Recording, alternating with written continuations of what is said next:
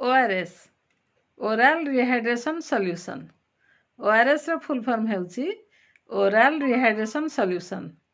एहाकु मध्य जीवनदायक घोल बा जीवन रक्षक घोल बा द्रवण कहा जाए। आमकु जदि ज्वर हेउची, डायरिया हेउची, हीट स्ट्रोक हेउची, वोमिटिंग हेउची किंबा अन्यान्य दुर्बलता पई आमे ए ORS द्रवण को पीले आम शरीर मध्य को इलेक्ट्रोलाइट ग्लूकोज एवं सॉल्ट जाई आम शरीर को सतेज करे। तेणु यह जीवनदायक घोल कहा जाउछि। ORS रे कौन थाए? सोडियम, पोटासियम, साइट्रेट आउ ग्लूकोज। आमे ORS को किपरि तैयारी करिबा? गोटे बेला परिष्कार करी धोई नेबा, हाथ को परिष्कार करी धोइबा, बेला रे गोटे पॉकेट ORS पकेबा आउ गोटे लिटर सफा परिष्कार पानी पकई ताकू भल भाव द्रवण तैयारी करबा।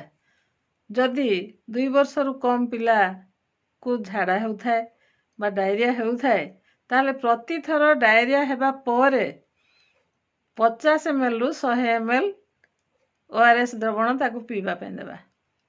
एवं 2 वर्ष किंबा 2 वर्ष रु अधिक पिला को थरे झाड़ा हेला परे आमे 100 रु 200 ml पर्यंत पानी ORS पानी पीबा पे दे परिबा।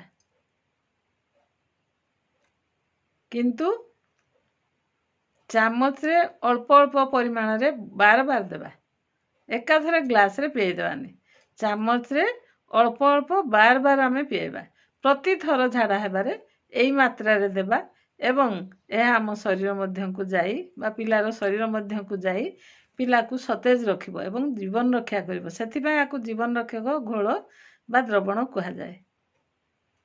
तेणु आजी आमे ORS विषय सम्यक धारणा पाइले मु भाबुची एहा आपण मानक पय निश्चित किछिटा शिक्षा आनी देबो एवं आपण माने जहा जानी थिले ता ठारू आउ टिके धारणा अधिक पाई परिबे।